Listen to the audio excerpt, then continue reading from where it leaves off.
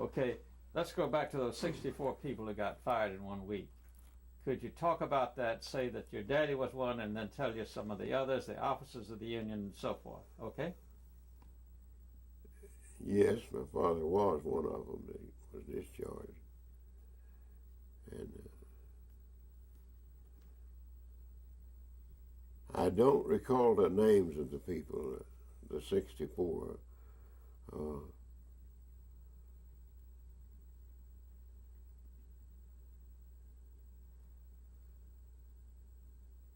Seemed that the president of the local seemed like he was one of them, but that was Mr. Holland that discharged. I don't remember his initials or his name, but anyhow, Holland was the president of the local, and he's one that got discharged during a week's time.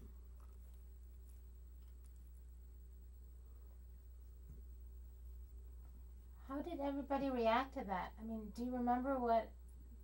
I mean, was there a big meeting to and everyone got angry? What was going on? Oh yeah. Could you describe what was happening then because of that? Well, there was a lot of talk. I mean, 64 people losing their job right quick.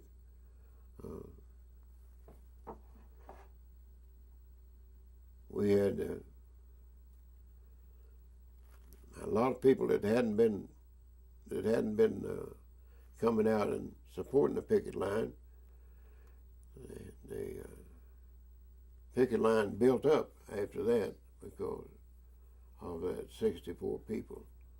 We had plenty of help then on the picket line. Because they were, most of the people was very much disturbed on account of these 64 losing their job. Did you get any help from other unions in the town? Just say other unions.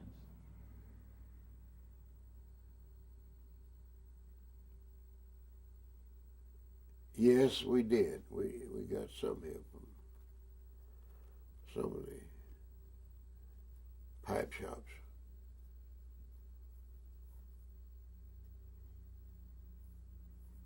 I don't recall how many, but they did have.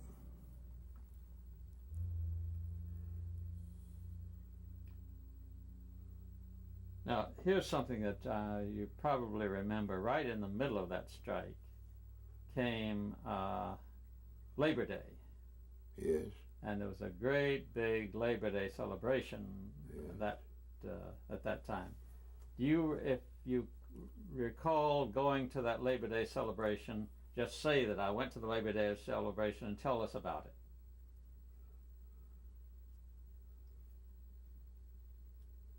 I don't recall. I mean, I remember they had it, but I just don't recall. Okay. Then let's go back to tell me about where you were born and brought up and where you went to school and how much schooling you had. Just, start from the beginning and tell us. Yeah, I was born... the year you were born, too. Born in 1913, October 17th. And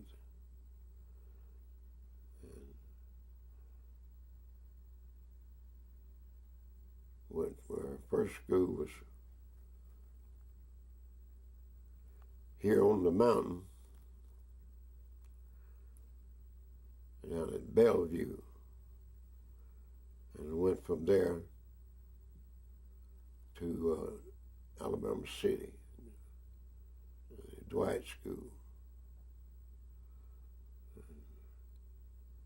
Stayed in school till I was finished the 10th grade.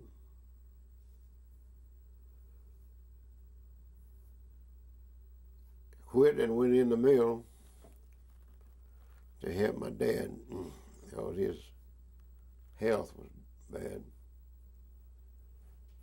I got back. I got back in school years later. In other words, World War II came on and I went into service. And I went to school on the GI Bill and got my high school diploma. I'd been out of school about 18 years, which was pretty rough, but anyhow, I got my diploma. When you quit when you got fired from the mill village, what did you do? Just say, when I got fired.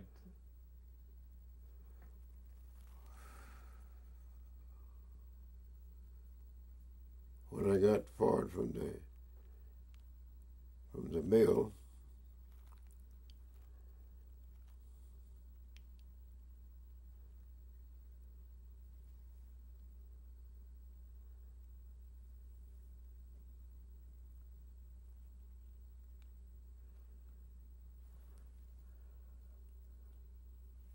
I don't recall the job where I went.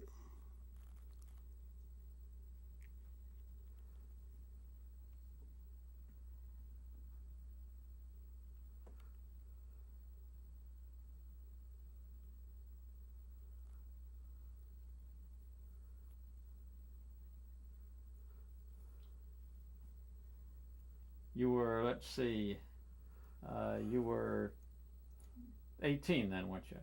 About 18. Yeah, that's it. Stop it just a moment. I went at another mill. Mr. Kahn in Atala. Worked there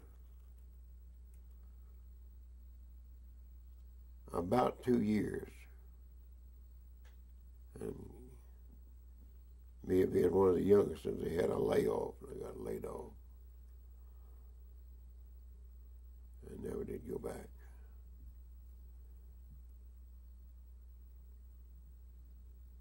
And so what did you do after that? And after I left there, I went to work at a place which has been done away with, Agricola Furnace Company. Mm-hmm. Oh,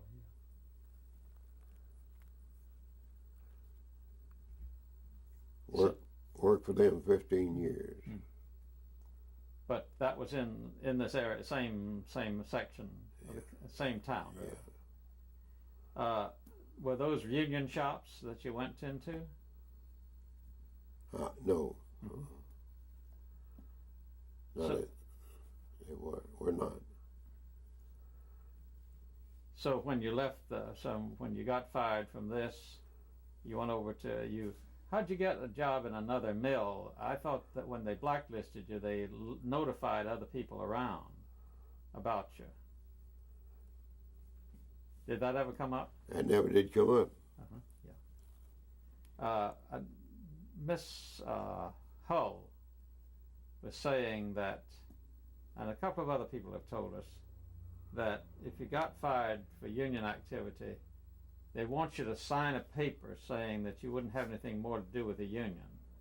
Did they ever ask you to do that? No, they didn't. Didn't ask me that. Okay. That's what I was wondering about. You want to talk about Mr. Sims, a merchant. You were telling us some stories about Mr. Sims and the strike breakers. Jamie, let's go. Mm-hmm. Well, I don't like to talk too much about the man because he has done past from this life, but he was strictly against organized labor.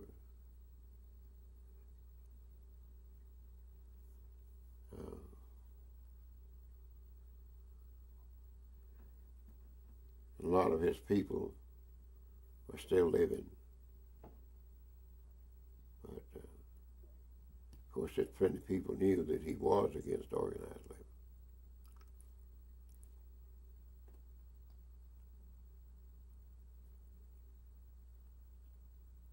I don't want to say too much about a man that's...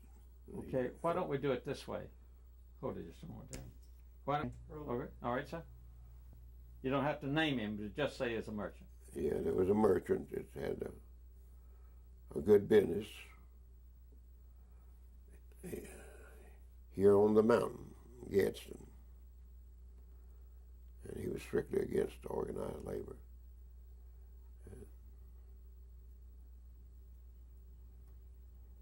He had people to, and he went with them to beat up union people. And try to get it over to them that want them to leave the union alone. And of course he lost business on account of that. Yes, I do know that. Okay, Judy, you want to take my? I would like to. Can we take Okay, 5 minutes? just, Do we want to unhook Mr. Ballard? Do we, George? no, Okay. okay. That's it. Nice, okay. Smile, Judy. Wait, Mrs. Ballard's going to sit down. Okay. Is that your grandson? That's one of them. Where's Memo? Huh? She went around the house somewhere. Still outside? Okay. Speak. Can I ask my question first, Jamie? Yeah. In the union, because I thought it was a thing to do for us, for working class of people, to get our hours lower from 12 hours a day to 8 hours a day, and that we might be able to get more money for our work. I would say that was the big reason I joined the union. What about the treatment that you got from the supervisors?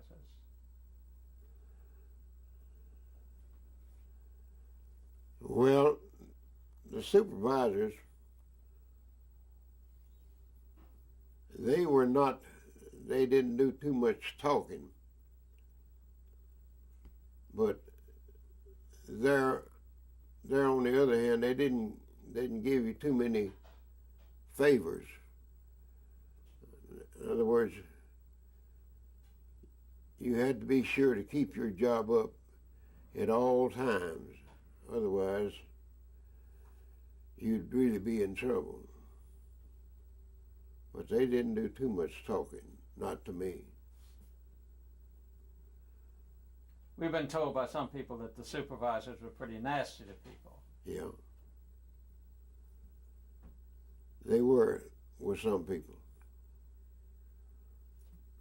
Jamie, can you stop for a second? Okay. Now, and explain to me, and use the word union and Dwight and really explain what this atmosphere was like.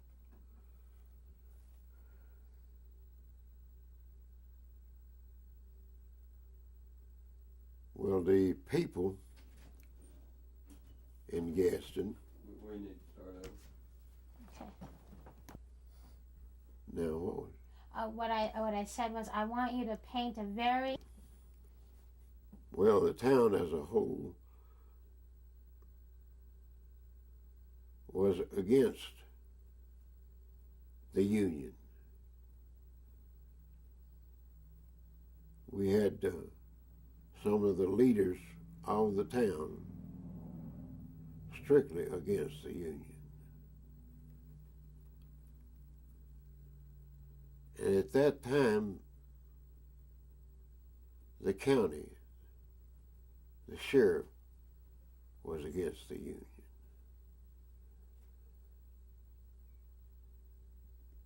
I don't recall all the merchants, but we did have a good many that was against the union.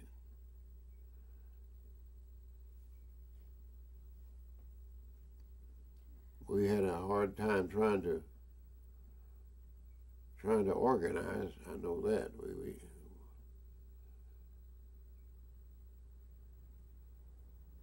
But we kept staying with it because there was a law that said that we had the right to organize.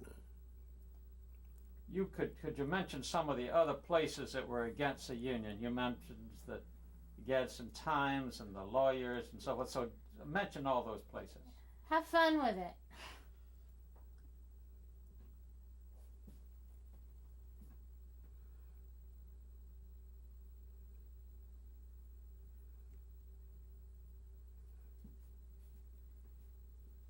Well,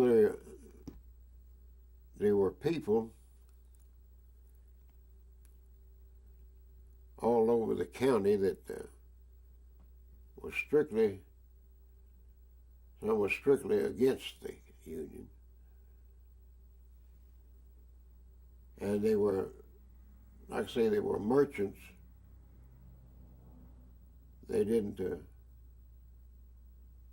Well, they made it plain that they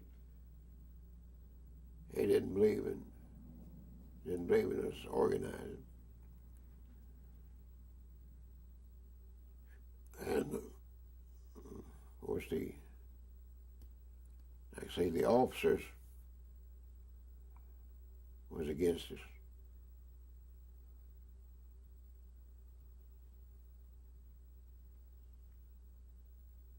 But to make it a long story short, as a whole,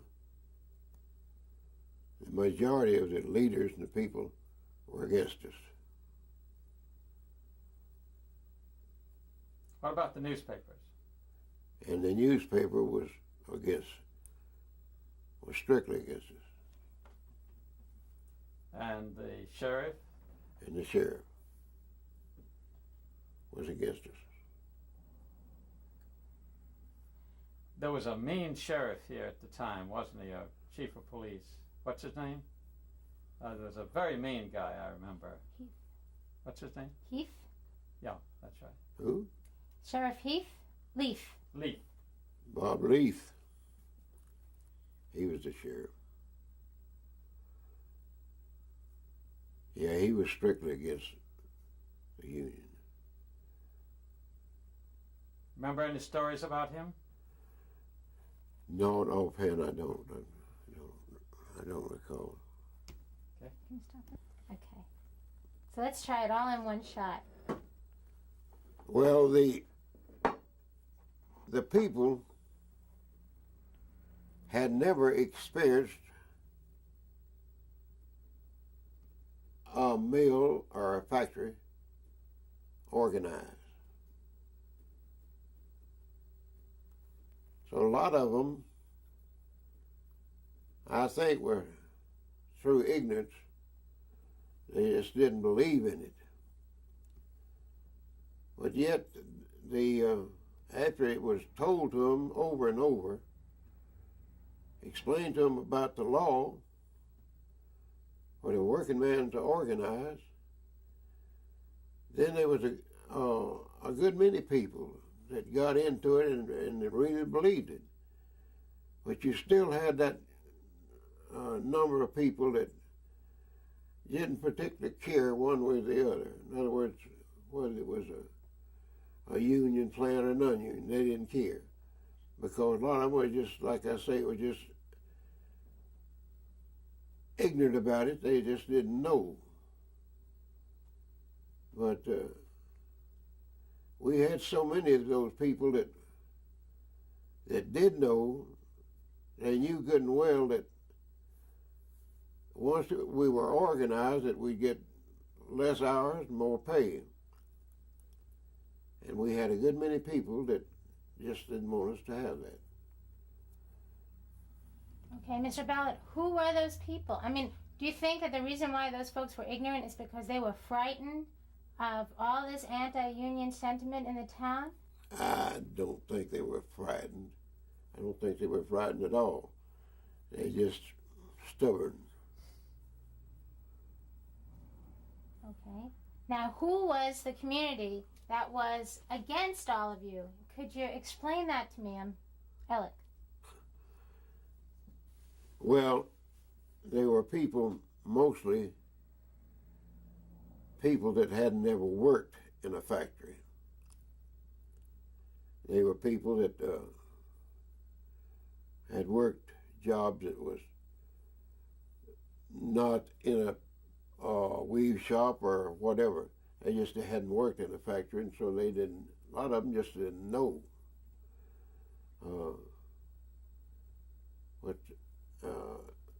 And of course, they were told after so long, people kept preaching to them about it, that they did believe it, but you still had that bunch of people that were strictly against the union and organized labor because they, I don't know, they just didn't want a working man to have too much. They thought if he got too much, why, he might be a problem. But anyhow, we still had those people, and I've never understood to this day why they were like that. But anyhow, we had a good many people like that. Who were they? Well, a lot of them were just plain ordinary people that had listened to other people and believed it would be wrong for them to organize and to have a union. And like I say, they were just plain ordinary people. They weren't no what we call wasn't no big shots or nothing. They were just against it. What about the big shots in the town? Well, it seemed that they were strictly against it. Just sorry, the big shots in the town. The big shots in the town seemed to be against it.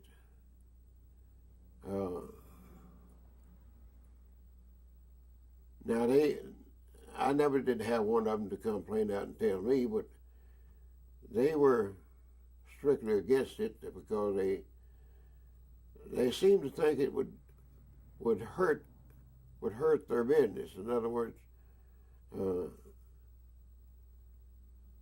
the price of things, But they would. A lot of them wouldn't even let on like they cared one way or the other. But some of them would let you know right quick that they were strictly against organized labor. What type of people? Well,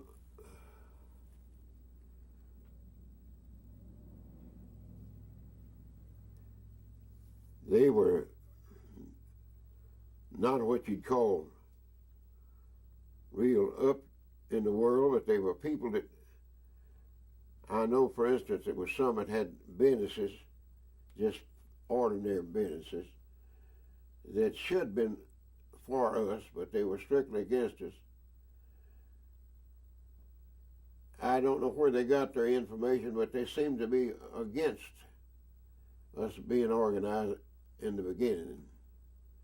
So they didn't beat around the bush about it. They just let us know that they was not for it. How did they do that? How did they not beat around the bush and be so straightforward? Well, and can you say who they are? I'm in the no, dark. I didn't. I wouldn't know for sure their names. I mean, it's been so long.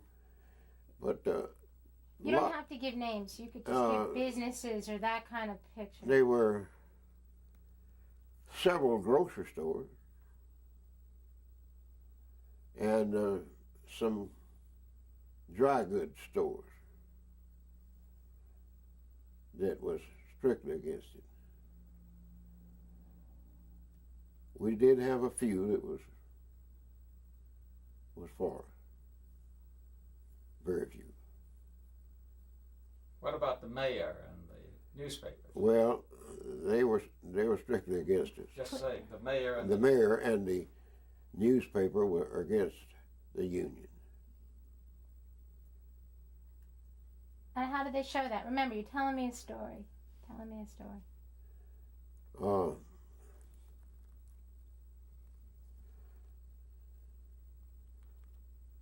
The mayor, I'm trying to think what his name was. I can't think what his name was. Just start the mayor. the mayor, if you tried to talk to him about the union, he just more or less cut you off right quick. He wouldn't. He didn't want to talk. But in that way, you would know that he didn't want to talk about it. I know my dad tried to talk to him. He says, you can't talk to that man. He says, he's too much against us. He says, no use to even try to talk to him. What about the newspapers? Newspapers? Well, I didn't, I'm not acquainted with any of the employees, but you would never see anything come out in the paper in favor of us. If there was anything told in favor of us, they kept it to themselves. It never did come out in the paper. So, Now, I'm wondering, can you stop that? Back, and then how you feel about seeing that. you want to talk about the smokestack? Well, I know that the smokestack came after your granddaddy built it, right? Yeah. So why don't you start with what your granddaddy did? And Well, he helped to. Start my granddaddy. My granddaddy helped to build the smokestack at Dwight Mill. And there were 2 smokestacks. And I was wishing that they would at least save one of the smokestacks, but they didn't.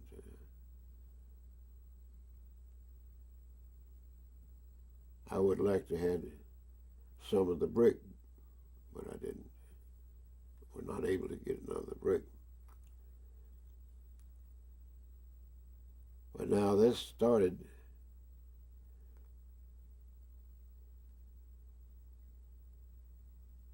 in 1901 is when this began. That's when the mill was completed, the smokestacks and all. That's when my dad went to work over there, 1901.